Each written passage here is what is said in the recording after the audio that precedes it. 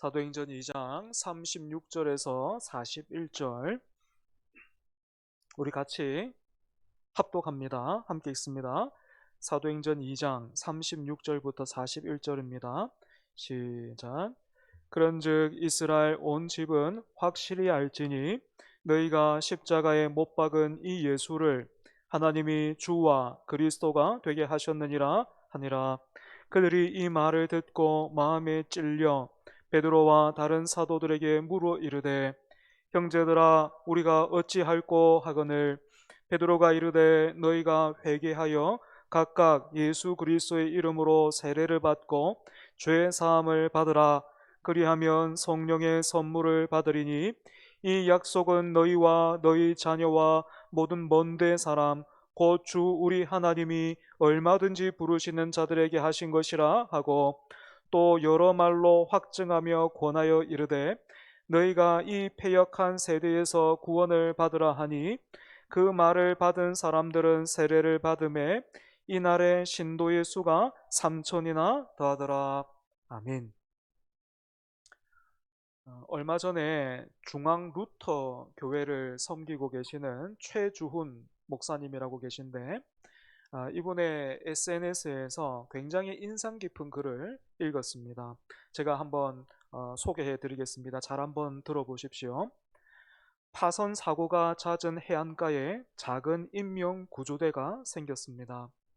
허름한 오두막에 낡은 보트 하나가 전부였지만 헌신적인 대원들이 밤낮으로 바다를 지키며 수많은 생명을 구하게 됩니다. 소문이 퍼지자 후원자들이 모여들었고 구조대는 점점 커졌습니다. 그런데 새 회원들 사이에 불만이 나오기 시작합니다. 건물이 볼품없다는 겁니다. 이들의 제안을 받아들여 간이 침대는 고급 침대로, 오두막은 멋진 다목적 건물로 신축했습니다. 시간이 지나면서 구조대는 더욱 유명해졌고 수많은 회원으로 북적이더니 사교 클럽이 되었습니다. 바다에 나가는 일엔 관심이 사라졌고 구조 업무는 고용된 유급 직원들의 일이 되었습니다. 물론 인명 구조 간판은 여전히 클럽 정문에 멋지게 걸려 있습니다. 구조선도 건물 안쪽 잘 보이는 곳에 있습니다. 하지만 이 구조선은 바다에 나가 사람을 구조하는 배가 아니라 사교 클럽 회원들의 가입을 위한 예식용 배입니다. 오늘 그 해안을 방문하면 구조대 이름을 걸어놓은 클럽들이 즐비합니다. 이들끼리는 서로 전혀 관계하지 않습니다. 그러고는 모두 신입 회원 늘리는데 안간힘을 씁니다. 지금도 그 바다에서는 파선 사고가 여전히 일어나고 조난자들은 구조받지 못한 채 죽어가고 있습니다. 이 글은 최주원 목사님이 쓰신 게 아니고요. 영국 성공의 신부인 시어도어 웨델이라는 분이 쓴 글입니다. 아마 여러분도 들으면서 저와 같은 느낌을 받았으리라 생각하는데요. 저는 이 글을 읽으면서 교회가 떠올랐습니다. 이처럼 시어도어 웨델을 비롯해서 우리 모두가 같은 현실 속에서 지금 같은 감정을 경험하고 있다면 우리 앞에는 두 가지 갈림길이 있습니다. 하나는 교회가 인명구조대라는 그 사명은 너무 힘드니까요. 뒤로 하고 계속해서 사교 클럽으로 남아 있는 것이겠고, 또 다른 하나는 인명구조대 그 자리로 돌아가는 것입니다. 저는 오늘처럼 수요 예배까지 참석하는 분들 중에서는 교회와 교회에 속한 성도의 정체성을 묻고 가르는 갈림길에서 이탈할 사람은 그렇게 많지 않을 것이다 라고 생각하고 또 그렇게 믿고 싶습니다. 하지만 교회는 이래야지, 사교 클럽이 아니죠. 교회는 인명구조하는 일을 해야 합니다 하고 우리가 길을 잘 들어 서면 또 그 앞에요 수많은 갈림길들이 있는 것 같아요. 그렇다면 우리가 받은 사명을 감당하기 위해서 우리가 이제 사교 클럽이 되면 안 되겠고 인명구조대로서의 그 일을 해야 되겠는데 그 사명을 감당하기 위해서는 무엇이 필요할까? 또 여기에 수많은 갈림길이 존재하는 겁니다. 어떤 사람은 시설을 말할 거예요. 그리고 또 어떤 사람은 분위기를 말할 수 있을 겁니다. 또 어떤 사람은 훌륭한 목사와 또 잘 훈련된 그런 일꾼들이 필요하다라고 말합니다. 그러면서 저마다 마음은 원이로되 이런저런 핵심이 약하고 잘 갖춰지지 않은 것이 문제라고 말을 합니다. 하지만 오늘 본문을 볼 때 그런 우리의 진단과 판단은 핵심에서 벗어나 있어요. 사실 제가 아까 길을 잘 선택했어도 그 길에도, 그 길 앞에도 이런저런 갈림길이 있을 것이라고. 시설과 인원과 분위기와 그런 그 갈림길이 사실 어디에 있겠습니까? 제 머리에 다 있죠. 그죠? 그런데 우리의 생각이, 우리의 그 진단이 핵심에서 벗어나 있다라는 것입니다. 그렇다면 교회를 교회되게 하고 성도를 성도답게 하는 여러분 핵심이 무엇이겠습니까? 바로 확실히 알아야 할 것을 확실히 알아야 합니다. 이런 의미에서 여러분들에게 한번 물어보고 싶습니다. 여러분은 거룩하고 복되시며 지금도 살아계시는 삼위일체의 하나님에 대해서, 그리고 우리가 받은 구원에 대해서 여러분은 확실히 알고 계십니까? 여기에서 말하는 확실함은요, 지식적인 온전함이나 완전함을 말하는 것은 아닙니다. 본문 36절이죠. 이 본문 36절은 성령 충만함을 받은 베드로가 첫 번째 설교를 했는데 그 첫 번째 설교의 결론과 같습니다. 성령 충만함을 입은 베드로는 한 가지 사실을 확실하게 알게 되었습니다. 그것은 지난 6월절에 십자가에 못 박혀 죽으시고 부활하신 예수님을 하나님이 주와 그리스도가 되게 하셨다라는 것입니다. 그렇다면 오순절을 맞아서 절기를 지키기 위해서 예루살렘에 수많은 사람들이 모여 있었는데 그 수많은 사람들은 예수님을 몰랐을까요? 그렇지 않습니다. 그들도 예수님을 알고 있었습니다. 그들 나름대로 예수님에 대해서 잘 알고 있었습니다. 그들은 예수님을 갈릴리 사람으로 알고 있었어요. 요셉과 마리아의 아들이자 그 직업이 목수라는 것도 알고 있었습니다. 그리고 이따금씩 이 청년이 놀랍고 신기한 일을 행한다라는 것도 알고 있었고, 그 일들 중에서 어떤 것은 실제로 보기도 했을 거예요. 어떤 사람들은 그 주님이 베푸셨던 오병이어의 또 칠병이어의 그 현장에도 있었겠죠. 또 이 예수라는 청년이 유난히 아프고 힘든 그런 사람을 못 참는다, 긍휼히 여긴다라는 것도 알고 있었을 겁니다. 그래서 사람들 중에는요, 예수님을 향해서 특별한 기대를 갖고 있는 사람들이 많았습니다. 저 청년이 로마의 압제로부터 우리를 구해줄지도 모르겠다. 저 예수가 우리의 지도자가 된다면 사는 게 틀림없이 지금보다 더 나아질 거야. 이처럼 사람들은 그들 나름대로 예수를 안다라고 믿었습니다. 그래서 지난 6월절에는 예루살렘으로 들어오시는 예수님을 향해서 사람들이 어떻게 했습니까? 막 자기 옷을 깔고 막 그 종려나무 가지를 흔들면서 호산나를 외쳤잖아요. 하지만 이런 군중들과는 다르게 종교 지도자는 또 어떻게 했습니까? 예수님을 향해서 환호하고 있는 그 군중들에게 전혀 다른 예수를 말했습니다. 예수는 율법과 전통을 어기는 자다. 저 예수는 신성모독을 일삼는 사람이다 라고 말했습니다. 귀신의 왕의 힘을 빌려서 귀신을 쫓아내고 있다라고도 했고, 죄인들과 어울리면서 백성들을 미혹하는 사람이다 라고도 말했습니다. 그러자 어떤 일이 일어났습니까? 종교 지도자들 뿐만 아니고, 종교 지도자들은 원래부터가 예수님을 반대했던 사람이니까 그들은 놔두고 모든 백성들이 예수님을 향해서 십자가에 못 박으라 외치기 시작했습니다. 불과 얼마 전에, 며칠 전도 아니잖아요. 불과 얼마 전에 예수님을 향해 종려나무 가지를 흔들면서 호산나를 외치고 이제 우리를 구원하소서 하고 외쳤던 그 사람들 돌변해서 예수님을 죽이는 일에 앞장섰던 것입니다. 왜 이런 일이 있었습니까? 백성들이 종교 지도자들의 꾀임에 넘어갔기 때문이죠. 그래서 종교 지도자들만 나쁜가? 그렇지 않습니다. 사람들은 저마다가 나름대로 예수에 대해서 알고 있다고 생각했지만 종교 지도자들을 포함해서 군중들뿐만 아니라 제자들까지도요. 그들은 예수님이 어떤 분이신지 확실히 알지 못했습니다. 이처럼 무지 속에서 각기 소견에 오른 대로 살고 있는 이 세상에 진리의 영이시자 예수의 영이신 성령이 임하셨습니다. 그러자 어떤 일이 일어났습니까? 베드로를 비롯한 성령 충만함을 받은 제자들은 예수님이 누구신지 드디어 확실하게 알게 되었습니다. 이처럼 여러분, 성령이 우리 안에 임하시면 성령이 어떤 일을 하십니까? 생각하게 하십니다. 두려움에 예수님을 부인하고 배반했던 베드로가 어떻게 사람들 앞에서 이렇게 담대하게 외칠 수 있었을까요?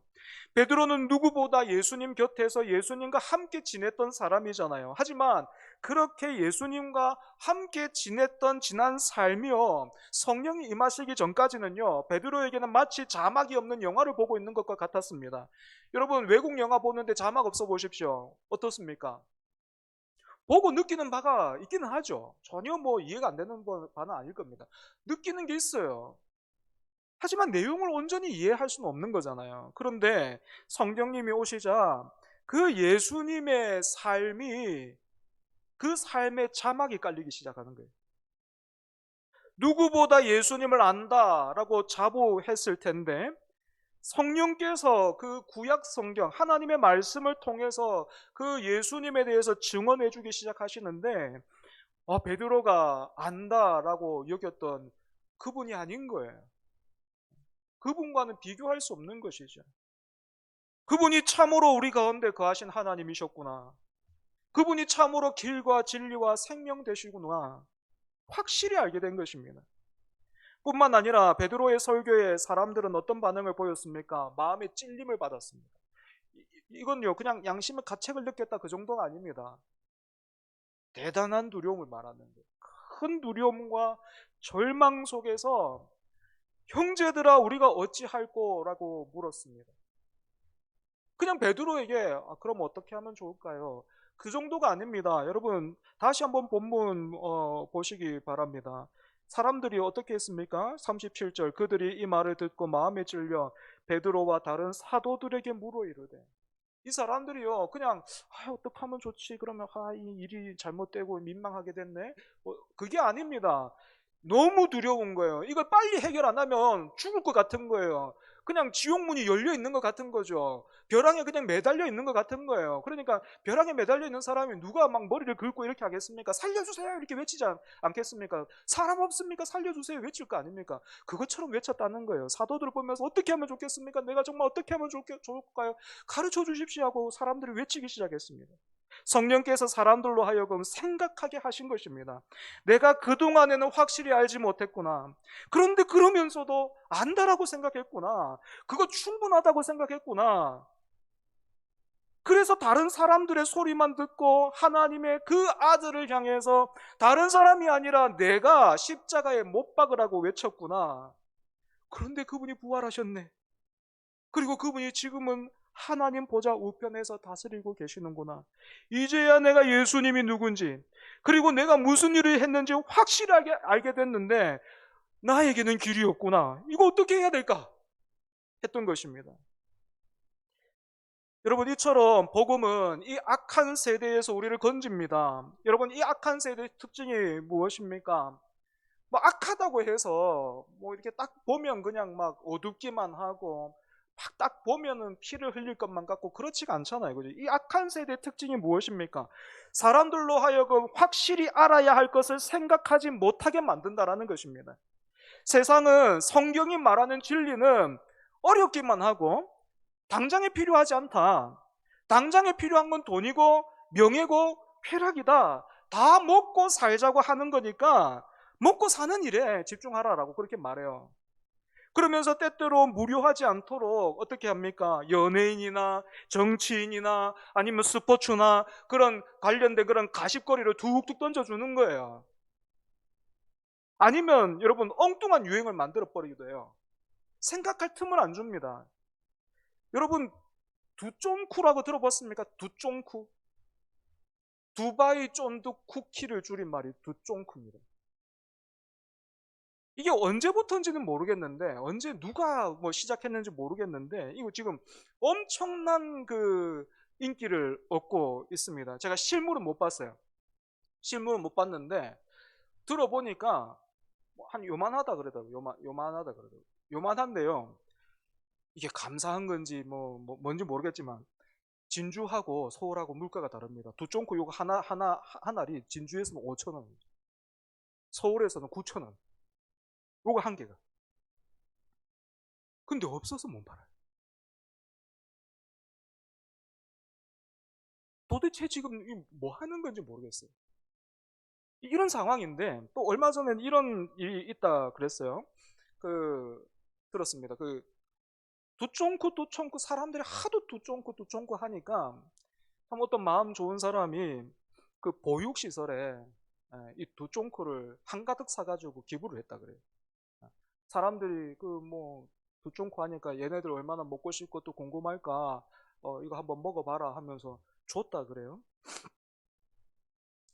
그랬더니 또 이걸 가지고 어떤 사람은 지금 이 사람이 생각이 있니 없니 두쫑코가 웬 말이냐 그 돈이면 차라리 걔네들한테 뭐 다른 걸 치킨 한 마리라도 사주는 게 훨씬 더 도움이 될지 이 사람 생각이 참 없네 하면서 막 사람들이 막 물어뜯기 시작하는 거예요. 저는 그렇게 비난하는 사람에게 묻고 싶습니다. 그러는 당신은 뭐 했습니까? 지금 이 세상이요 지극히 비정상인 것 같아요. 생각을 하지 않나요? 생각하기를 싫어하고 귀찮아합니다. 영적으로도 마찬가지예요. 예수님을 확실히 알기를 사모하거나 힘쓰지 않습니다. 지금 내가 아는 정도면 충분하다고 생각해요. 나는 이미 넉넉하게 알고 있다고 생각해요. 이 정도면 충분하다고 생각한다는 거죠. 예수님을 반대하지 않고 긍정적인 마음만 가지고 있는 그 정도로 나는 그리스도인이라고 생각합니다. 그렇게 스스로를 믿어버려요. 여러분 이런 사람이요 한두 사람 생기고 더 많아져가지고 서로가 서로를 보면서 어르고 달래기 시작하면 니 내랑 비슷하네 이렇게 하면서 어르고 달래기 시작하면 그 교회는 어떻게 되겠습니까? 사교 클럽 되는 거죠. 하지만 성령이 임하면 이처럼 서로를 향한 칭송과 아부 그리고 자신을 향한 목소리는 줄어들기 시작합니다. 성령 충만한 베드로의 설교를 사람들이 들었습니다. 이 말을 듣고 그들은 마음에 깊은 찔림을 받았습니다. 비로소 하나님의 말씀이 그들에게 들리기 시작하는 거예요. 두 번째로 성령이 임하시면 어떤 일이 일어납니까? 베드로의 설교를 들은 사람들은 예수님에 관한 모든 것이 이제 드디어 자기와 어떤 관계가 있는지를 깨닫게 되었습니다. 예루살렘에 모여 베드로의 설교를 들은 사람들은 자기가 함부로 대했던 예수가 죽이라고 외쳤던 예수가 사실은 나와 중요한 관련이 있었다. 아니 나를 위해서 이 땅에 오셨다라는 그 사실을 깨닫게 되었습니다.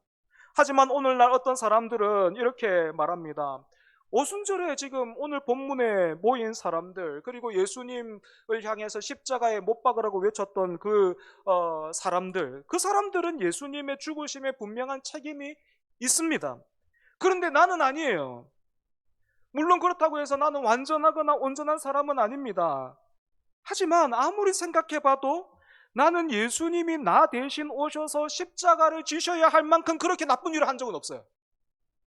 내가 행한 일에 비해서 예수님의 죽으심은 좀 과한 것 같단 말입니다. 아니 나는 잘못을 하면요 가서 용서를 구하기도 했고 또 내가 잘못한 그 일들이 있으면 내가 그것보다 몇 배는 그 잘못을 갚으려고 이런저런 수고를 했습니다. 내가 행한 일에 비해서 예수님의 죽으심은 너무 과한 것 같다고요. 어떻습니까? 어느 정도 공감이 되죠, 그죠? 하지만 여러분 이것을 기억하십시오. 지금까지 여러분이 예수 그리스도와 내가 그 예수 그리스도께서 어떤 분이신지에 관심이 없었다면 여러분은 예수님뿐만 아니라 예수님을 보내신 하나님을 거부한 것입니다. 무시한 거예요. 그분에 대해서 아무것도 하지 않음으로써 그분을 거부한 겁니다. 우리를 포함해서 모든 사람은 이 문제와 관련해서 중립을 취할 수 없습니다. 아무리 착하고 선한 일을 많이 하고 있어도 여러분이 예수님과 관계가 없고 예수님을 위하고 있지 않다면 여러분은 예수님을 대적하고 있는 거예요. 나는 아직 선택하지 않았기 때문에 중립이고, 나는 그 어떤 것도 행하지 않았기 때문에 나는 중립이고, 그런 나에게 하나님이 죄를 물으신다는 것은 너무하다라고 말할 수 없다라는 겁니다. 예를 한번 들어보겠습니다. 뉴스를 통해서 여러분은 특히 특정 정치인이나 과학자들이나 기업인들에게 관심을 많이 가지고 있을 거예요. 그 사람이 하는 일들과 앞으로의 계획에 대단히 여러분들 관심을 두고 있을 겁니다. 그죠? 그리고 원한다면 어떤 기업인들이나 그런 곳에 여러분의 가지고 있는 그걸 투자할 수도 있겠죠. 그런데 왜 예수님에게는 관심을 갖지 않습니까? 둘 중에 하나 아니겠습니까? 정치인이나 기업인이나 과학자들에게 쏟는 그 관심이나 기대보다 예수님을 기대하지 않는 겁니다. 아니면 예수님과 아무런 상관없는 죽은 사람이든지. 여러분, 베드로의 설교를 통해 사람들이 깨닫게 되었던 것이 무엇입니까? 영적으로 무딘 정도가 아니고 죽어있는 자기 자신을 발견한 거예요. 감각이 없어요. 그런데 베드로의 설교를 통해서 마치 심장이 멎은 사람에게 전기 충격이 가해지는 것처럼 그런 충격이 전해졌던 것입니다. 형제들아, 우리가 어찌할꼬? 라는 질문에 베드로는 어떤 답을 주었습니까? 회개하여 각각 예수 그리스도의 이름으로 세례를 받고 죄 사함을 받으라.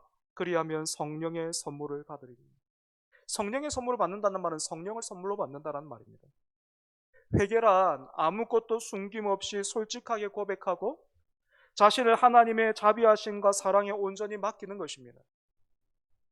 우리가 이렇게 나의 영혼이 죽어 있었고 예수님을 알기보다는 헛된 것을 알기를 더 힘써왔고 다른 영광을 따르며 살았다라는 것을 인정하고 고백하면서 하나님 앞에 나는 아무런 변명과 핑계를 할 수 없는 죄인일 뿐임을 고백하면서 주님의 이름을 붙드십시오. 주님의 이름을 붙드는 것은 구체적으로 무엇을 의미합니까? 베드로의 설교를 들은 이들 중에서 3,000명이요 그날 세례를 받았어요. 지금이야 세례를 받는다고 해서 누가 괴롭히거나 손해를 봅니까? 그죠? 오히려 세례 받고 나면은 큰 건 아니더라도 적어도 교회에서는 막 꽃다발도 주고 사람이 박수도 쳐주고 축하한다 하고 그런 인사를 받지 않습니까? 하지만 여러분, 이 당시 한번 생각해 보시라고요. 이 당시만 하더라도 황제가 아니라 십자가에서 처형당한 예수를 주라 부르는 것은요, 로마에서도 뿐만 아니라 유대교 안에서도 굉장한 위험과 고난을 각오해야만 하는 일이었습니다. 그런데 이 사람들이요, 그 모든 것을 감수하기로 한 거예요. 왜냐하면 확실히 알아야 할 것을 이들이 드디어 확실하게 알게 되었기 때문입니다. 말씀을 정리하겠습니다. 아직 예수님을 구주로 영접하기 전이라면 하나님 앞에 믿음을 구하시기 바랍니다. 그리고 이미 예수님을 통해 하나님을 아버지라 고백하고 있다면 감사하게도 우리에게 베드로처럼 성령님이 임하셨습니다.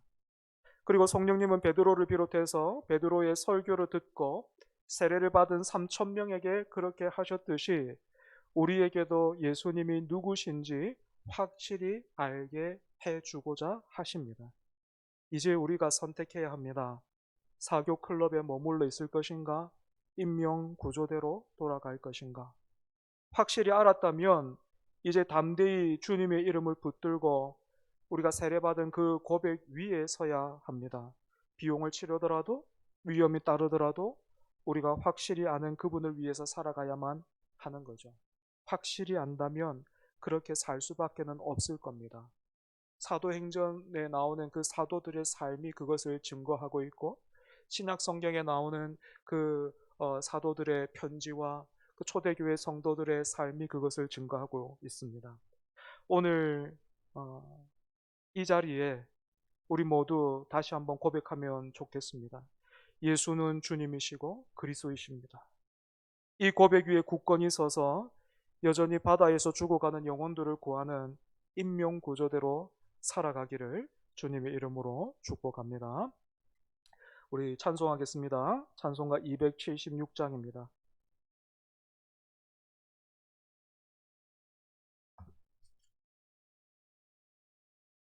276장입니다.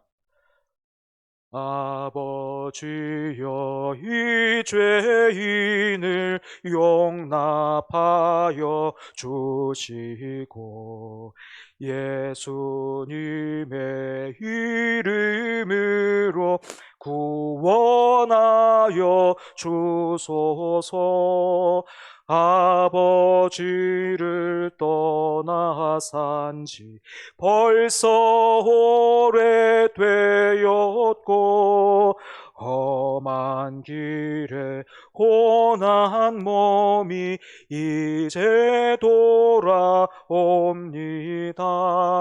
전에 하던 헛된 일을 애통하게 여기고 겸손하게 엎드려서 용서하심 빕니다. 은혜 감당 못하오나 회개하는 영혼과 나의 약한 육신까지 감히 드리옵니다. 나의 죄를 사하시려 주님 죽으셨으니 그 공로를 의지하여 주만 의지합니다. 아버지여 용납하사 나를 품어 주시고 주의 사랑 품 안에서 길이 살게 하소서. 아멘.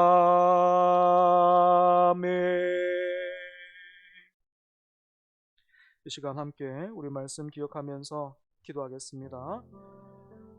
제일 먼저는 성령의 조명하심으로 성령의 충만함 허락하여 주셔서 확실히 알아야 할 것 확실히 아는 그런 은혜 달라고 우리가 함께 기도해야 하겠습니다. 예수님을 확실히 알게 하옵소서.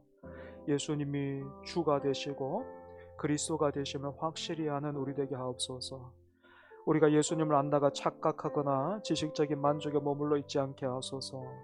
우리에게 성령 하나님 임하셔서 예수님이 나의 삶의 진짜 주인이시고 살아계신 하나님이심을 확실히 깨닫게 하옵소서. 세상의 어떤 그런 가십거리나 유행에는 민감하면서 정작 진리에는 무감각했던 우리의 영적인 무지를 깨워달라고 이 시간 확실히 알게 하옵소서. 이 제목 붙들고 함께 기도하겠습니다. 아버지 하나님 감사합니다.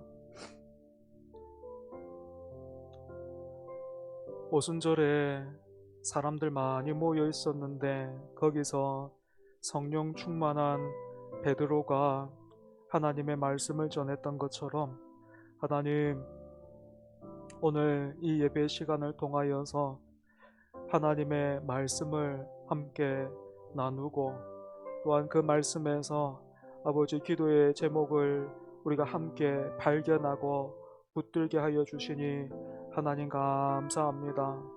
베드로도 예수님을 알았고 또 그 오순절에 모여 있었던 사람들도 예수님을 알고 있었습니다.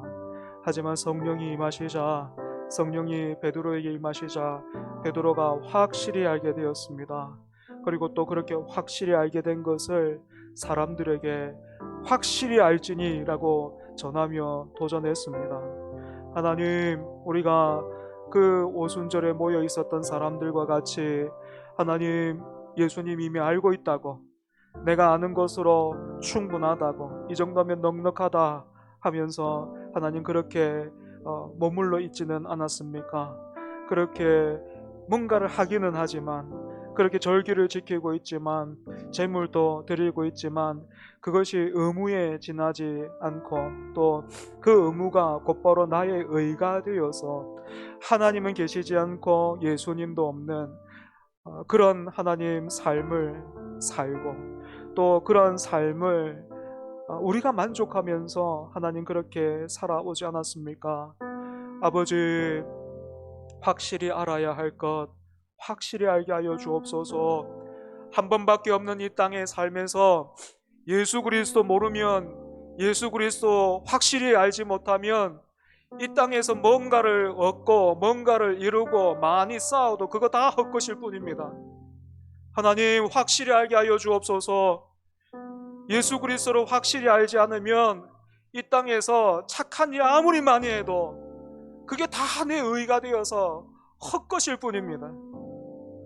내가 목사요, 내가 장로요, 권사요, 집사요, 그래서 내가 어려서부터, 태어나면서부터, 아니 태중에서부터 예배의 자리를 드나들었다고 해도 내가 확실히 알지 못하면, 그 예수를 확실하게 알지 못하면 아무것도 아닙니다. 그거 다 헛것입니다. 그 유사 그리스도인처럼 천국 문 앞에서 침몰하는 그런 배와 같은 그런 삶을 살았을 뿐입니다. 아버지 하나님, 확실히 알아야 할 것 확실히 아는 은혜, 그런 성령의 충만함 허락하여 주시옵소서. 우리가 다른 것 따라 살지 아니하고 다른 것 이제 알기로 힘쓰지 아니하고 예수 그리스도를 아는 일에 아버지 사모하고 힘을 기울이는 우리 될 수 있게 하여 주시옵소서. 그래서 하나님, 우리의 기도의 자리가, 권태에 빠져있는 우리 예배의 자리가, 권태에 빠져있는 말씀의 자리가, 권태에 빠져있는 기도의 자리가 다시 살아나게 하여 주시옵소서. 마음의 찔림을 받고 하나님 마땅한 반응을 할 수 있는 그러한 영혼의 그러한 상태로, 살아있는 그 상태로 주여 우리를 고쳐 주시옵소서. 성령의 충만함으로 아버지 하나님, 예수님을 확실히 알아가는 우리 될 수 있게 하여 주시옵소서. 한 번 더 기도합니다. 이 시간 무관심을 회개하고 또 사교 클럽으로 변해버린 우리의 모습을 돌이켜 새롭게 하옵소서. 함께 기도하면 좋겠습니다. 주님, 교회를 다니면서도 예수님과 상관없이 살았고 십자가 사건을 나와 무관한 일로 여겼던 죄를 회개합니다. 우리끼리의 친교와 안락함, 건물의 화려함에 취해 죽어가는 영혼들을 외면했던 사교 클럽 같았던 모습을 용서해 주옵소서. 말씀 앞에서 우리가 어찌할꼬 하며 가슴을 치는 통회하는 마음 주시고 십자가 사랑 앞에 나의 무관심을 철저히 내려놓게 해달라고 이 시간 회개하는 그런 기도, 또 변하여 새롭게 해달라고 함께 기도하겠습니다. 아버지 하나님, 아버지 하나님, 그 영국의 한 목회자가 오늘날 교회를 두고 썼던 그 글처럼 오늘 우리의 모습이 인명구조대의 모습이 아니고 구조선이 아니라 유람선처럼 되었고 사교 클럽으로 변해 버렸습니다. 하나님, 하나님의 손이 짧아진 것도 아니고 하나님이 변하신 것도 아니고 하나님의 사랑이 줄어든 것도 아니라 변한 것은 우리였습니다. 아무것도 변하는 것 없어 보였지만 아니요, 사실 우리는 변해가고 있었습니다. 점점 무뎌져 가고 있었습니다. 점점 죽어져 가고 있었습니다. 점점 감각 없는 자가 되었습니다. 점점 묵은 땅이 되어버렸습니다. 점점 우리의 마음에, 우리의 영혼에 아버지 하나님 굳은 살이 박히기 시작했습니다. 그런 의식과 그 형식 속에서 우리는 일어나지 못했습니다. 아니, 일어날 생각이 없었습니다. 여기가 좋사오니 하는 것이 이 정도로 충분합니다. 하나님 많이 했잖아요. 이제 다른 사람 시키십시오. 그렇게 하면서 하나님, 우리가 교회를 그와 같이 사교 클럽으로 만들어가고 있었습니다. 또 주님께서 둘러보셨던 그런 교회의 모습처럼 하나님, 우리가 교회를 그렇게 만들었습니다. 아버지 하나님, 이런 우리를 용서하여 주시옵소서. 우리의 무관심을, 또 하나님 우리의 무감각함을 주여 용서하여 주시옵소서. 사교 클럽으로 변해버린 우리의 모습을 주여 새롭게 하여 주시옵소서.